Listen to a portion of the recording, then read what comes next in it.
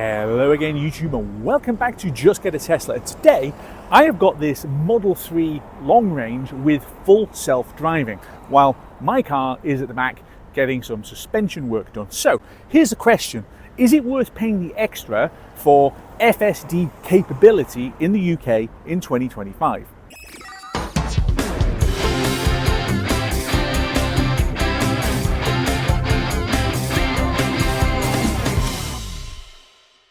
So look, I've done a couple of videos talking about FSD. Actually, that's not true. I've done quite a lot of videos complaining about FSD or the lack of FSD outside of North America. Essentially, unless you're in the US or Canada, it isn't worth the name that's on the sheet of paper that says full self-driving, because it isn't. So what we're going to do today, while I've got this car, is we're going to have a bit of an explore of what European FSD capability actually is, and if it's worth the, at the time of recording this, £8,600 that it will cost you over Standard Autopilot.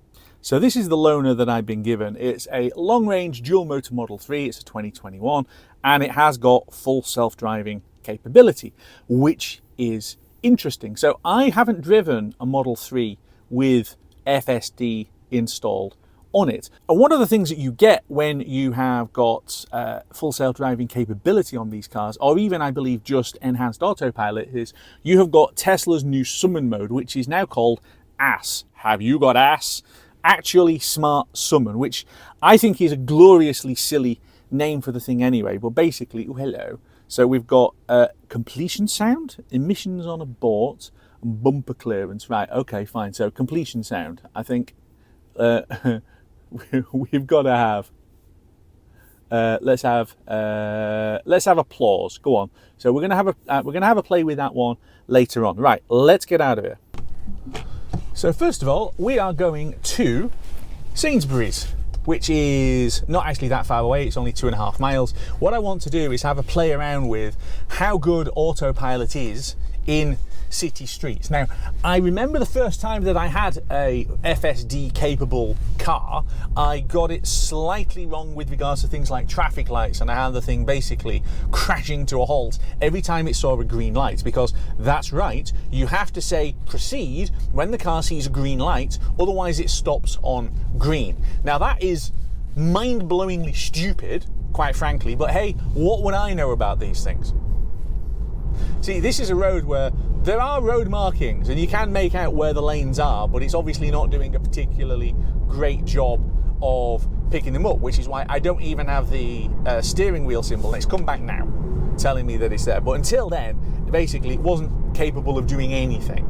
And that is one of the issues that I think we have, certainly in the UK, and I suspect in other parts of Europe as well. Although, hey, guys, maybe in France or Spain or Germany, your roads are better laid out than ours and they're better painted than ours.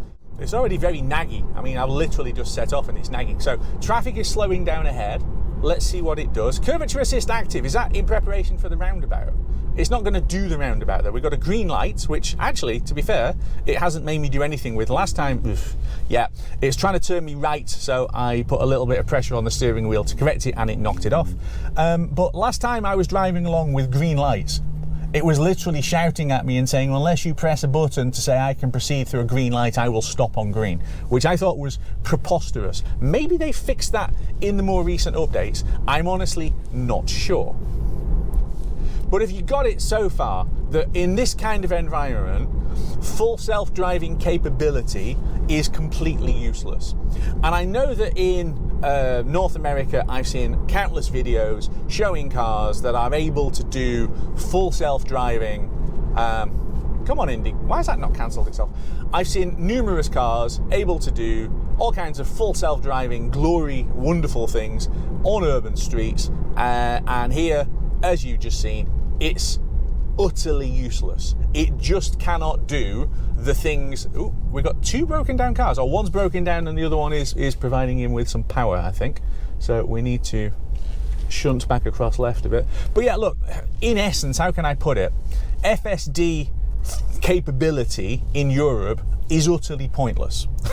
and I've only been doing this for 5 minutes, but as far as urban settings are concerned, which is where it does all these amazing things in North America, it doesn't do any of those things in Europe. It physically cannot do them. It's completely futile even thinking about it, which is frustrating in itself.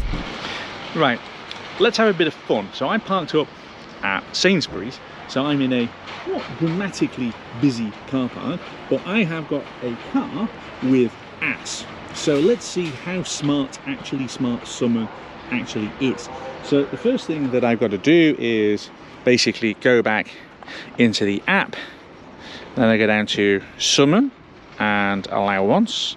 So it's finding the car. The car is over there. I'm not exactly a long way away, but what I'm going to do is go to here and see what we can get the thing to do. Right, so come to me. Are we ready for this? So I'm pressing and holding. It says preparing. So indicators are on hazard. I can hear reversing going on. It says stopping as phone is no longer within 6 meters. You know what? I'm sure that I'm within 6 meters, but what's the point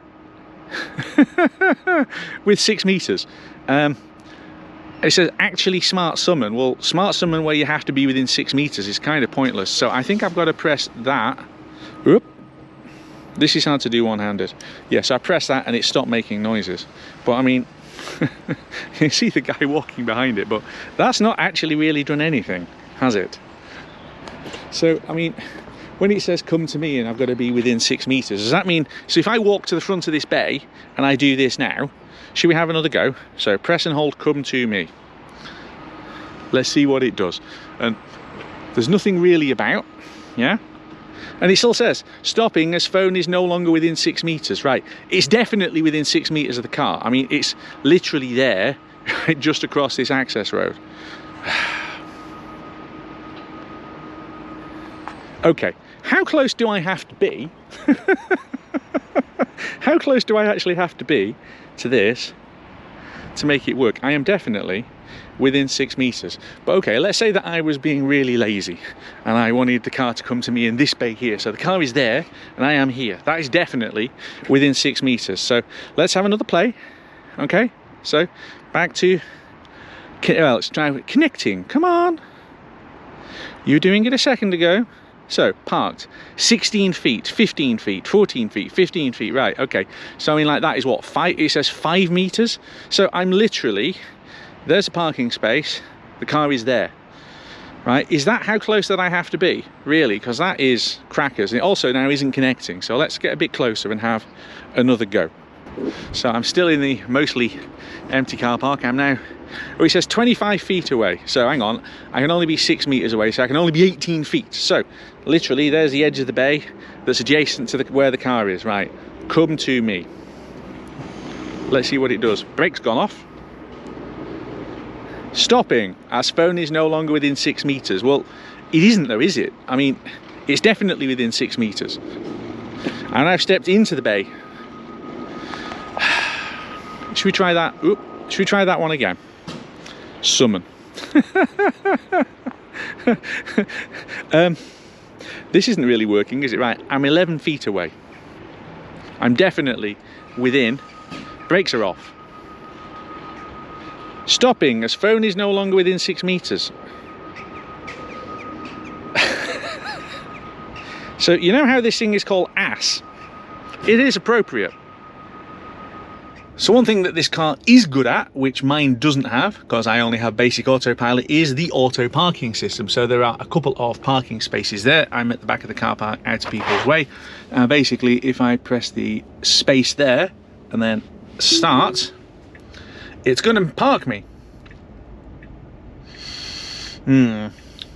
I've had auto park systems on previous cars and I've never really liked them, I'll be honest. Right, I used it on the Volvo a couple of times, but it was only a couple of times because I get a bit nervous watching the car do its thing. Although to be fair, right, it's done a very neat job of getting us into, frankly, what is quite a tight space.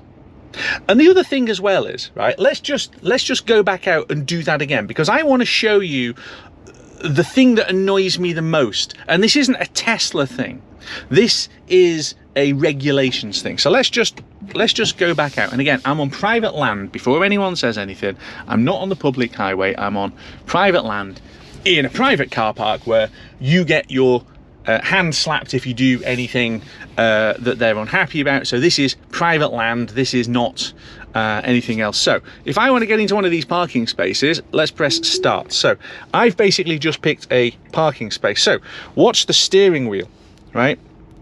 Look at the amount of it's still trying to find its way into this space behind me, but it'll get there now. Look at the amount of turn that the steering wheel is able to do. This is the annoying thing, right? Why is it that the steering wheel can do this when it's on parking, when it's on private land like this, but it can't do it, right? It can't do this. Not happy, stopped, right? It can't do this when we are... The reason why I stopped, by the way, is there's a bollard thing right behind us there on the screen, and basically this is just me as a nervous Nelly. The car would have been absolutely fine to carry on, but look at the amount of steering lock that we're able to put on. Why can't we have that out on the public roads? Because that's how Tesla full self-driving works in North America. Not Tesla's fault, but it's still annoying. Okay, we are going to have another go with actual smart summon. So I have got the app and it's connected. Come to me. Press and hold. It says preparing, reducing speed due to phone being nearly 6 meters away. Well, it's not. I mean, it's there. It's on a wide angle lens, so it looks like it's further away than it is, but it's basically doing nothing. What you can do though is use the dumb summon buttons, where you can make the thing roll backwards. So, you know, here you go. It will roll backwards. You can see me on the camera view there as I make the thing come backwards. So you can shunt it backwards. So if that bay had been full of people, or a vehicle parked really close, or you've got a tight garage or something, then this feature is actually really quite useful. So again, shunting it forwards with nobody in the car at all. But that's about as far as it goes. So again, actually Smart Summon is actually not working at all. So I want to go onto autopilot basically as soon as I can, which is now, and then hold it down to go to 40. Let's see what happens. There's a symbol there which I assume tells me that navigate on autopilot is on. Let's try and turn it off actually. Doesn't think that does anything. I think that's the way it's supposed to be. So it's lit up, basically showing that it's on. I think. We'll find out. So far, this is exactly the same way as I would have it on normal autopilot. So basic autopilot looks like this, feels like this, responds like this. I think this is flying down to these lights. I'll be honest, I would have lifted off the throttle way earlier than that, but never mind.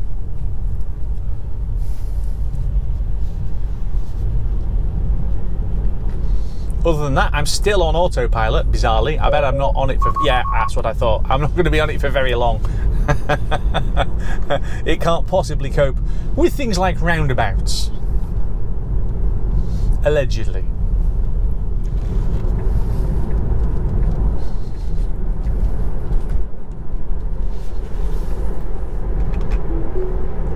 Oh, we've gone to a single blue line, so that is definitely an autopilot, enhanced autopilot feature. So mine doesn't do that. You just get the 2 blue lines. This has gone solid.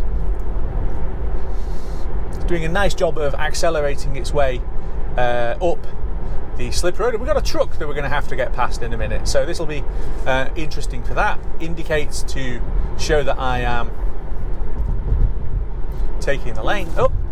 Well, that didn't work.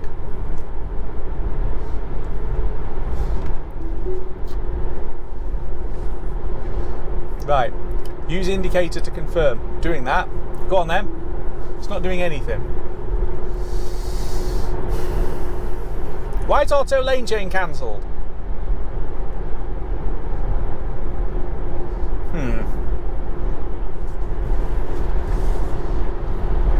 I have to do it manually.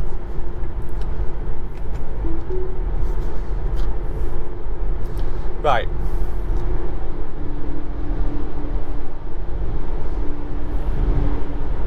It should go back in now, but isn't doing. So, and every time I do anything manually, it disconnects autopilot and you have to put it back on again, which is worse than mine because I fitted the TesLogic box and that means that I've got continuous autopilot now. But otherwise, if every time you do anything manually, it means you have to re-engage it, it's exactly the same, frankly, as it is with basic autopilot.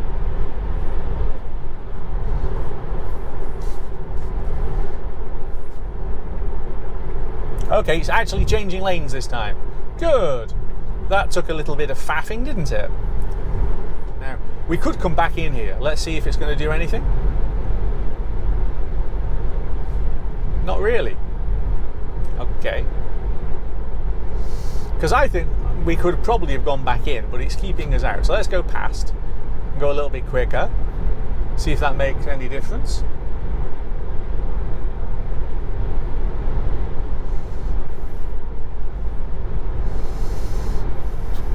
Slow it back down. So we should definitely be able to drop in here. Let's see if it gives me the option to then lane change back in. Because it really should do. Yes. So, indicate slight turning force to change lanes. Right, okay, fine. So, by the look of it, to get it to auto lane change, you have to indicate and give the steering wheel a nudge. It doesn't just do it itself. Oh no, I didn't give it a nudge then, it has gone. So it is just on the indicators, but it seems quite slow to me to actually get on and do it. I think maybe if I was doing it, I'd go slightly quicker. I know there is a what it called Mad Max mode. We'll try that on the reverse trip in a minute and see if that makes a difference, because this is just on average in terms of the speed of lane changes. Let's see if Mad Max mode is any quicker. So again, I'm indicating left. It's not actually going, and eventually it's going, but it took its sweet time to decide to actually change lanes. And this could be user error, right? This really could be user error, but I'm doing what it's telling me on the screen. Apply your indicator. Then the only reason it's telling me to apply a nudge on the steering wheel is because it's not detecting my hands, despite the fact that I've had this hand over here on the steering wheel the entire time. Turned around and we're on our way back, so I've put in a location on Navigate that will take us back along the roads that we've just been on, and we're going to have another go. And just for added fun, I have turned the traffic light, what's it called on here? Autopilot. Yeah, I've turned on the stop sign beta thing. So basically, every time now that it sees a green light, it's going to stop. Which is definitely a good feature. So we've got a red light. I expect that it'll see the red light and stop. Well, there's one way to find out. Hang on. Red light. It can see the red light. Stopping for traffic light. Okay. Let's try it. Ooh, hang on. We're going kind of barreling in. I'd probably have gone a little bit more gently to a stop than that, but hey, never mind. And then we go to green, and then I have to dab the throttle, and well, I dabbed it slightly too much, but then it goes. Because it doesn't see a green light and just go. It sees a green light and says, do you want me to go? Because I don't know, am I supposed to go when it's a green light? Also, the car is accelerating glacially slowly up to speed. So it goes piling in at speed, yeah? Piling in when it's coming up towards a red light, like this one now. We've got red lights on the screen, and we're still doing 40 miles an hour, and the vehicle in front is now braking, and it's thinking about it, but basically it's going for it. The light's gone to green, and I have to basically tap the bar, otherwise it would have stopped. And it's honestly, it just makes me giggle. So 40, and it's a 40 limit, and we're coming up on 40 now. He went through that one. What? I have no idea what it just did then.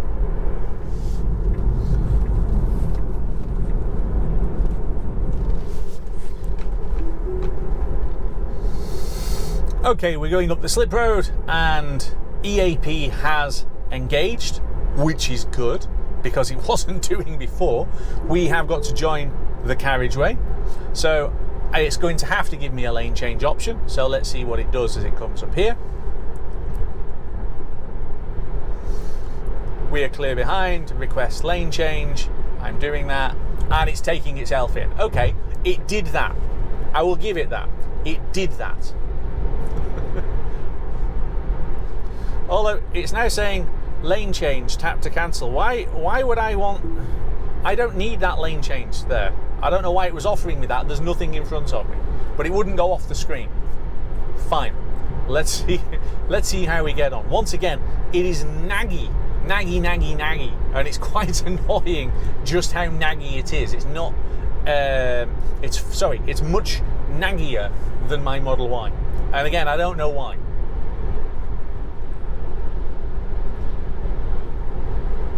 Again, it's very, very, very naggy. Another lane change. We're 0.9 of a mile from our exit slip, and it's moved me out. It's being brave. It could have sat me behind these guys, and it chose not to do so. So there's 1, 2, at least 3 vehicles here. Upcoming lane change, tap to cancel. Let's see what it does. So half a mile until my exit. Is it going to drop me in here? What's it doing? Yeah. So it's taking me past 1, which was kind of pointless, to be brutally honest. No, it's not done that. What on earth happened then? Not quite sure what it was doing then. It kind of got halfway across and then decided better for it. So, 0.2 of a mile, which is kind of here. Use indicators to request exit. Doing so, let's see what it does. Okay, it's eased me across. Good. It then kind of... because it's a bit wibbly wobbly at the edges, it has kind of shunted me across a little bit, which it probably shouldn't have done. And it's now dropping me to 40? No, 55. Okay, there's a 40 limit down here, so it's not 40 yet, but it's about to be. And then I'm going to knock it off, I'm going to end trip, so it just goes back onto standard autopilot. Okay, so that's much better. Second time out, it was doing what it was supposed to be doing, and that is definitely better. But now we're on to autopilot with red light assist. So it'll stop here, and it's a roundabout, so it's going to hate itself. I just want to see what happens, and can I make it go on a green light? So there's the red line across. This is what you're paying your £3,400 for, guys. For a shimmery red light. Now, I already have it where it goes bing when the lights change, and it shows you on the screen. So for £3,400, you get it where you need to touch the throttle or the drive stalk, or if you're on a Model 3 Highland, I assume the autopilot button to make the thing go. Yeah, so I actually have to press the stalk before it does anything. And it has no clue what it's doing because it's a roundabout. It says stopping for traffic control. Well, no, you're not. I've had to pull the stalk down to make it go. There's no lights of any description, but it says stopping for traffic control. Well, no, and it keeps going to red, so let's just knock that off. So I am actually wondering whether it's learning, because the Model S that I drove, which had this system, it was literally trying to slam the brakes on every time it came to a green light, which was hysterically stupid. Now, it is at least going, but it's going some of the time. If you're already going, it'll keep going. If you stop to the red, you won't. So here, we're coming down on a green and we're turning left, and let's see what it does. Move that out of the way. Nope, see, red light.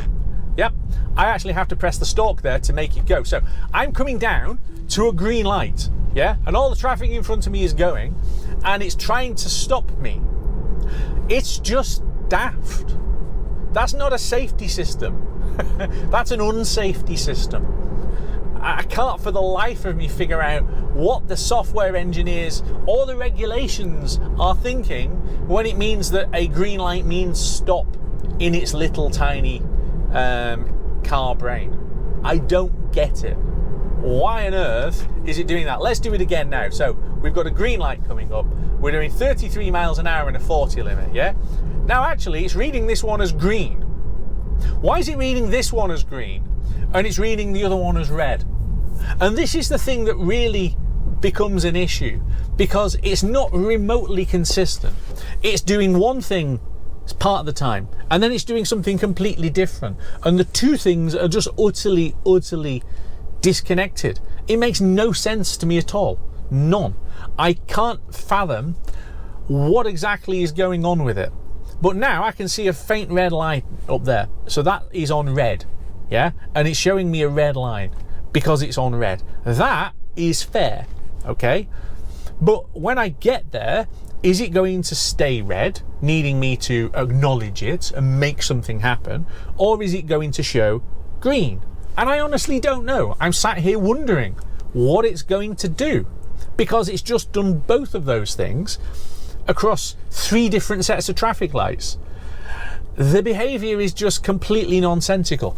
In the comments, guys, anybody who's actually paid for full self-driving capability, not FSD supervised or anything. So if you're in America or in Canada, don't comment, because you haven't got this system. This is the dumb global system. If you've got FSD capability with the red light thing, do you have it switched on?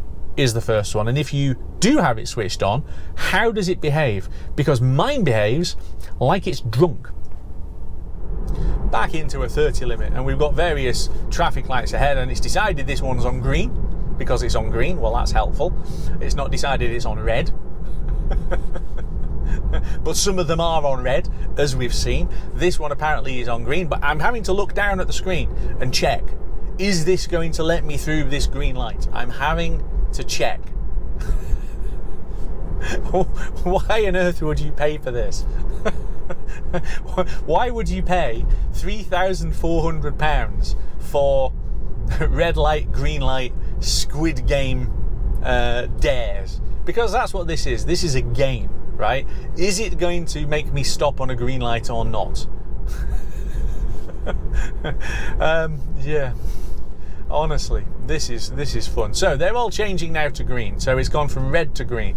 I actually really need to change lanes because these guys are all turning right. So we're going to do that. And then having done that, we'll re-engage. But you see, it's gone straight to red. Yeah, did you see that? I re-engaged it and it was a green light and it had gone to red. It's complete madness. So I'm back here dropping the car off. And what do I make of it? Is it worth spending your money on all of the additional layers of autopilot that you can get outside of North America? Well, let's channel Matt Watson from CarWow. Enhanced Autopilot for £3,400. Should you avoid it? Should you consider it? Or should you just go right ahead and buy it? Well, for me, I would consider it. I think that a lot of the features on it are actually quite good. The auto lane change on the navigate on autopilot thing is actually pretty good once you get past the little bit of user error that I was getting. The park assist thing, so auto parking the car, that's quite useful. Being able to shunt it backwards and forwards out of tight parking spaces, again, really useful. The bit that isn't really useful is actually smart summon, or ASS, which actually is absolute garbage.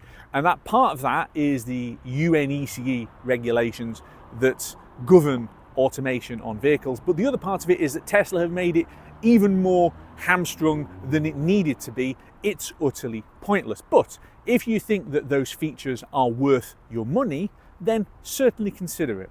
Then we have the additional £3,400, so to go all the way to full self-driving capabilities. This again is not FSD like you have in North America. It's not FSD supervised or FSD anything else. This is FSD. You are in essence paying an additional £3,400 for a come to a stop at a green light function, which is not just stupid, it's actually dangerous. So unless FSD is suddenly going to roll out globally, and at the moment it isn't, then you definitely shouldn't spend the money. You should avoid spending the additional cash for FSD capability. It's just not worth it. And I'm sure I'm going to get a flood of people in the comments who have basically spent the money and now regret it. If that's you, let me know. If you live in North America and you've got proper FSD where the car does all of the things that we're not allowed to have over here, again, let me know in the comments. We'd like to have a read and then a bit of a cry. And on that sad note, I'm going to leave it there. Thanks very much for watching, and I'll see you back here very soon on Just Get a Tesla.